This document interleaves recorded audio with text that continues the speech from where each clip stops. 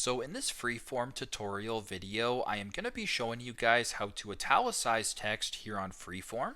So the first thing you have to do is open up freeform. Once that is done here, for this demonstration, I'm going to go ahead and press on untitled number 4.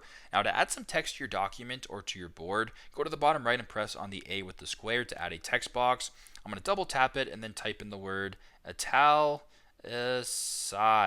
just like that. Press on done, and as you can tell, my text actually isn't italicized whatsoever. Now if you want to change it, first off, I'm going to go ahead and double tap it right here and then press on the B, the I, and the U option, and then press on italic. So what this actually does now is make the text italicized. I'll actually make the text a little bit larger here so it's easier for you guys to see. As you can tell, the text right here is italicized. So super simple, super straightforward, but this is how to italicize text here on freeform. Thanks again for watching, and I hope this video helps.